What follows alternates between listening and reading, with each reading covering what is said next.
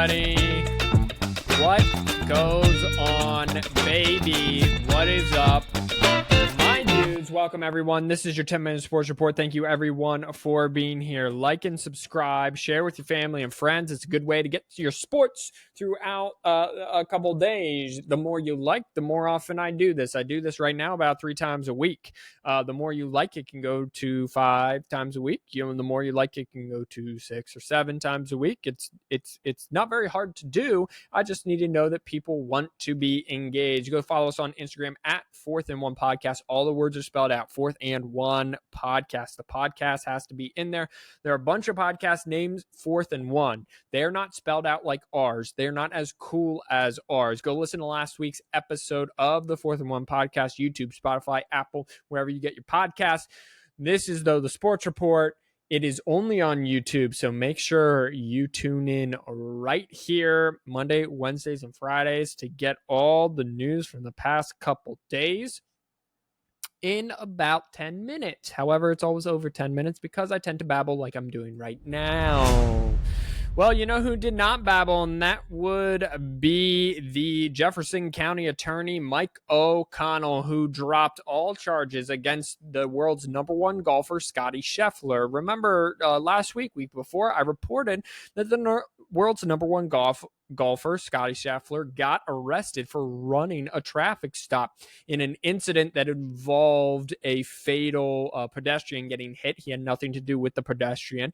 In the report, he ran or he misunderstood. He basically ignored in the report at the time the officer telling him to stop and not make a left turn into Valhalla the morning of his tee time. Well, all charges have been dropped. Since then, it has been found out that the officer did not activate his body cam. That's a big no-no. And that a security camera from across the street on top of a telephone pole captured part of the incident, I should say, not the whole thing, part of the incident, and it did not match up to what the officer said happened.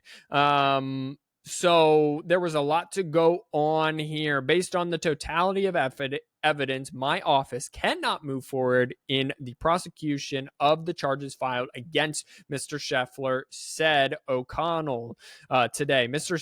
Scheffler's characterization that this was a big misunderstanding is corroborated by evidence. I apologize for the misspeaking. I'm terrible at English. The evidence we reviewed supports the conclusion that Detective Gillis was concerned for public safety at the scene when he initiated contact with Mr. Scheffler.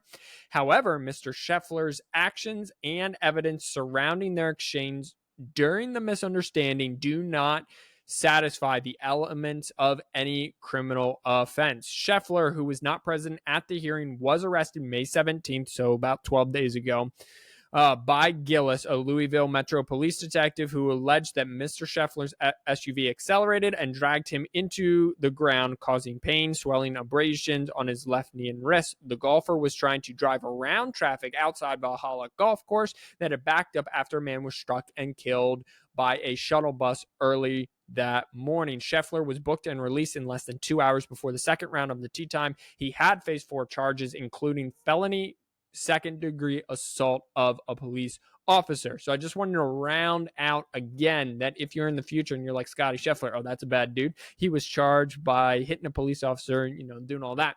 All the charges have been dropped, and there was really nothing to corroborate the original charges, more that it was a misunderstanding. So Scottie and the officer, they're fine. Everything moves on. The world keeps spinning round and round. In the NBA, let's take you back to Monday night. It was game 4 with the Indiana Pacers facing elimination in Indiana.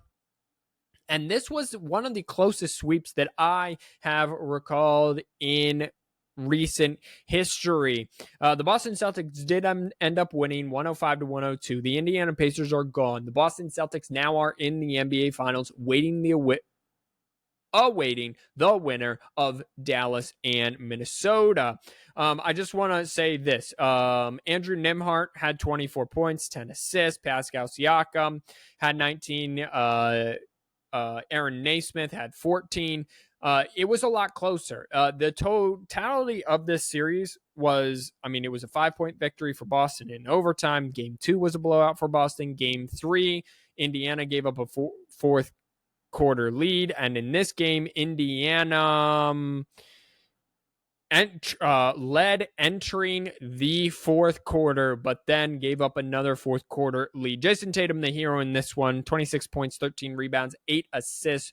Jaylen Brown also had 29 to go along with 6 rebounds. So the Boston Celtics, they had 64 wins during the regular season. They were the best team in the regular season. They're the deepest team entering these playoffs. They're one of the more expensive teams as they have 2 max players, Al Horford, Drew Holiday, Derek White, all $100 million players.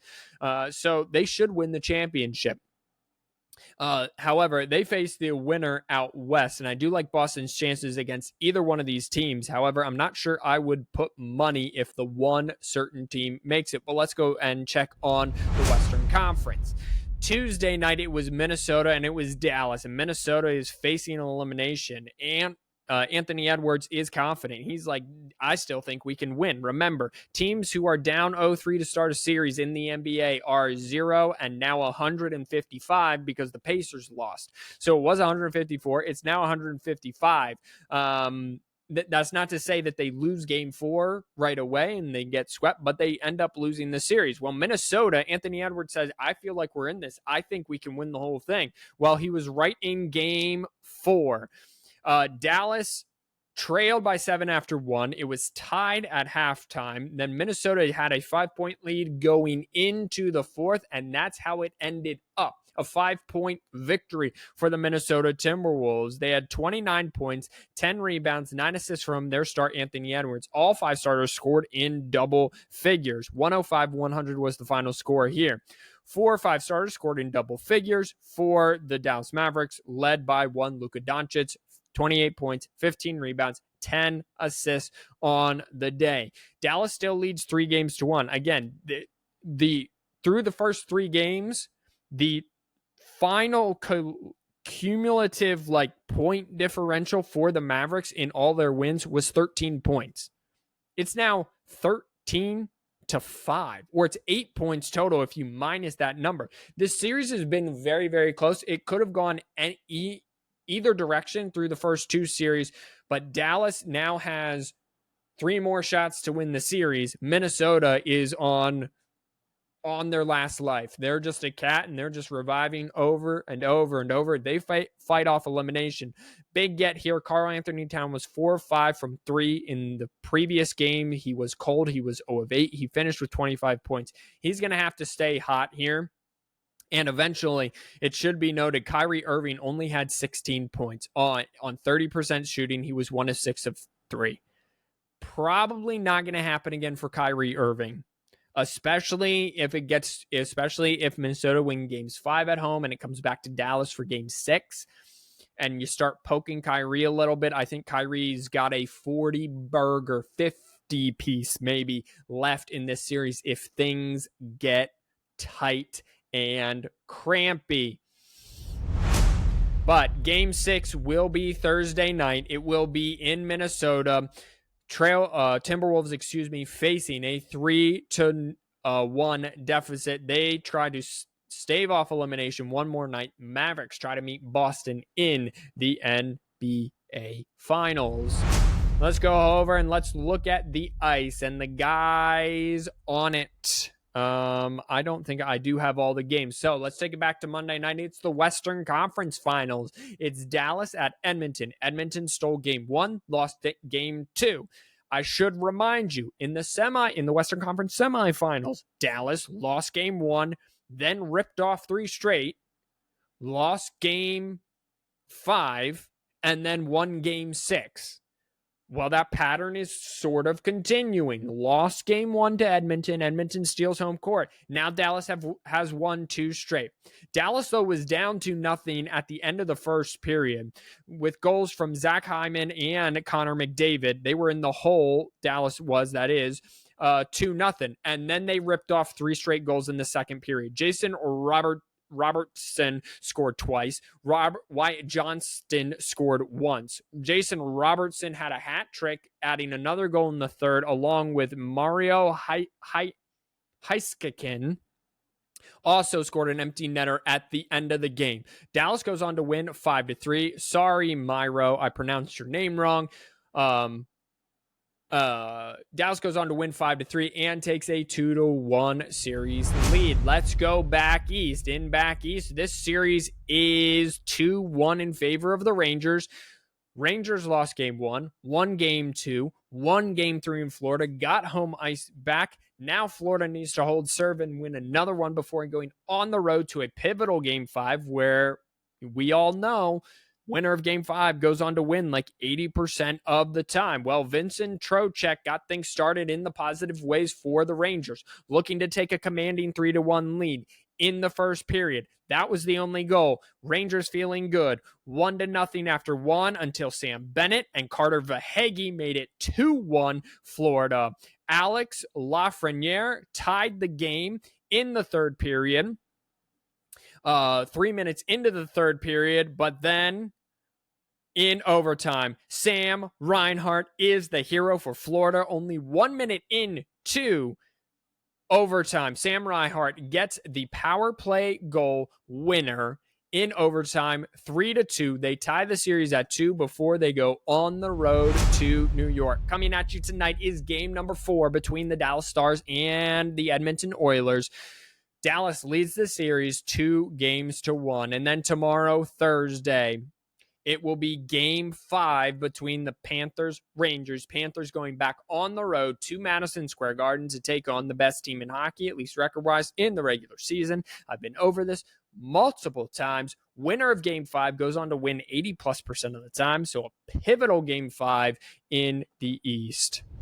And that'll do it for this rendition of your 10-minute sports report. Thank you, everyone, for being here. Comment question of the day. Who do you think will advance to the Stanley Cup Finals out of the Eastern Conference? Panthers, Rangers, comment down below. Pivotal Game 5 coming at you Thursday. So I need you to comment before Thursday, but if it's after Thursday, comment anyway, because you already know the answer. And cheating on a test is okay if the test is found on YouTube by an amateur podcaster doing a lame amateur sports report. Okay, that's the only time, kids and gents. Until next time, wash your hands, you filthy animal. Know God loves you. I pray God blesses you. And peace out.